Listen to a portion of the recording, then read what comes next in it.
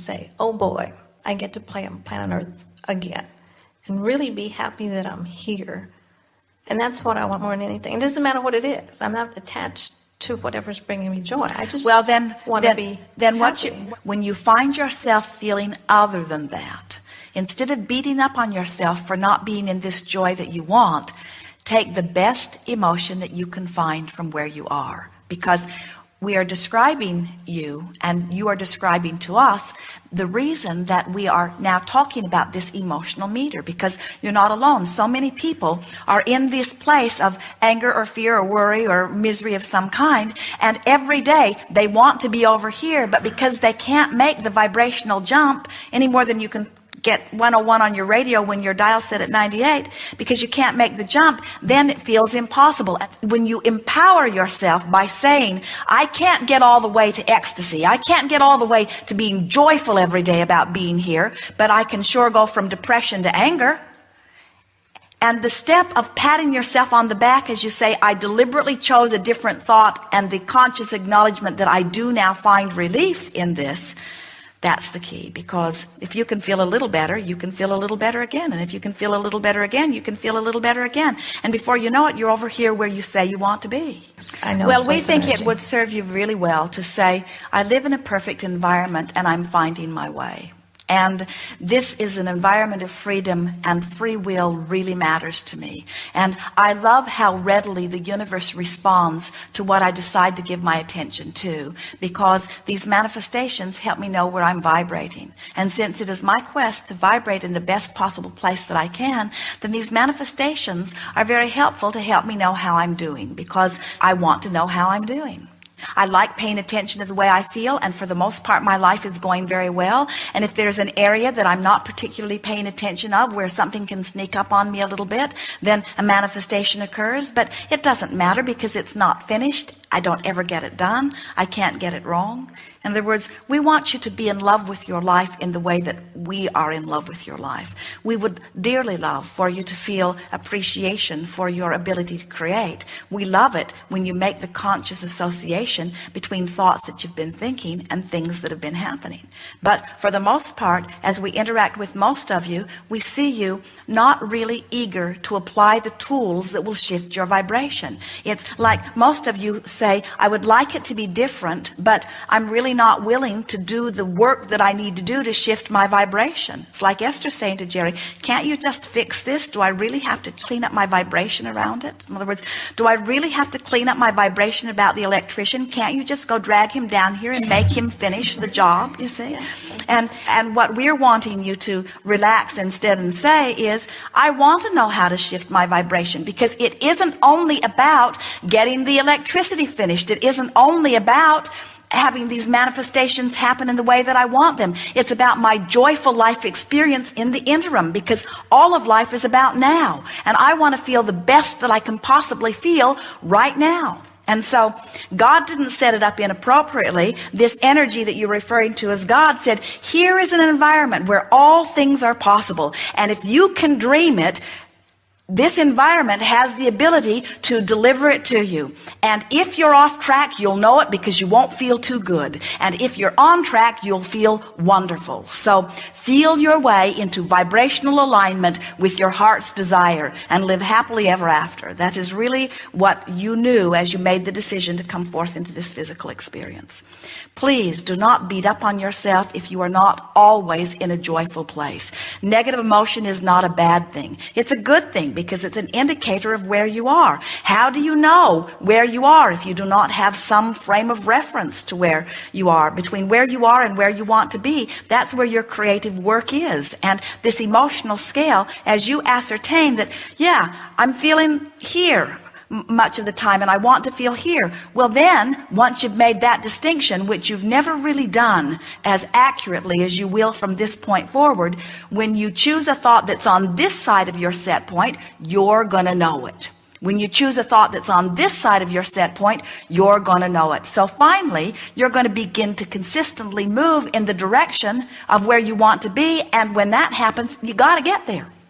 You can't fail. You've got to get there. We think that every one of you, especially when other people are sitting in the hot seat, you can feel where these emotions are, can't you? You can tell what the vibrational frequency of emotions are.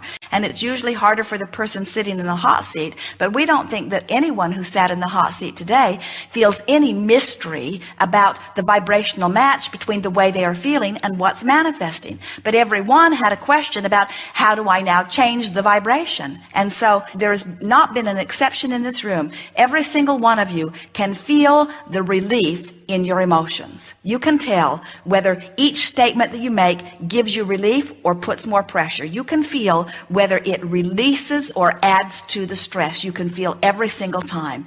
And when your dominant intention is to feel the relief of resistance, you will be home free.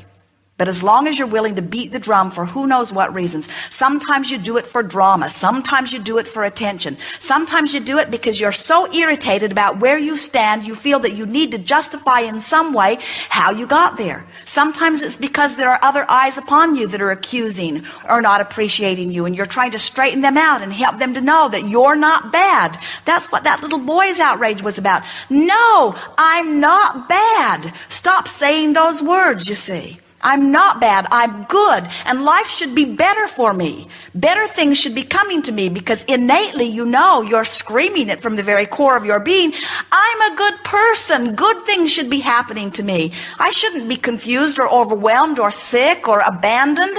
I shouldn't be abused or robbed. I shouldn't be mistreated in any way. I'm good. This is the cry that is coming forth from you. And we say, yes you are good. You are good, you are really, really good, but you've got to start saying I'm good rather than I'm not bad. You've got to start saying I'm worthy rather than I'm not unworthy. You've got to stop justifying and defending your position. You've got to start speaking toward. You've got to turn in the direction of San Diego. And then just keep chugging along. You'll get there. You can't not get there. And meanwhile, in time, you'll get so good at this that you won't care where you are. You'll sort of revel in not being where you want to be. Esther broke something beautiful in the house one day. And she said, oh, good, something to buy.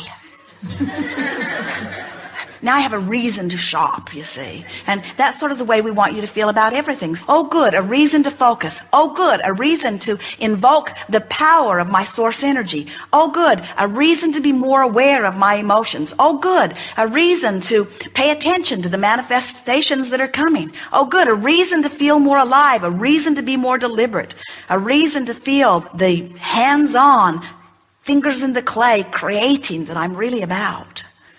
You are a creative genius. You didn't come forth to watch somebody else create. You didn't come forth into an environment that was all perfect so that you could just sit there and say, well, isn't this lovely? You're creators. You want to create, which means you want to think, which means you want to think about what you don't want so that you can think about what you do want, and you want to know the difference in how they feel. How would you like to be the best creator in the whole world, a sculptor of some magnificent proportion, and have someone say to you, from now on you don't have to make anything, I'll make them all and bring them to you. So every day they bring you something else and say, put this in your collection, put this in your collection. And after a while you'd say, don't bring me any more creations. I am the creator. I want to mold it. I want to sculpt it. I want to create it. I want to paint it.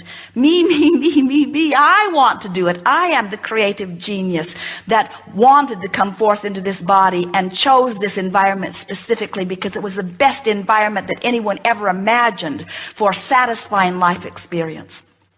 Satisfying life experience is not about the finished product or manifestation. It's about the fun trek along the way.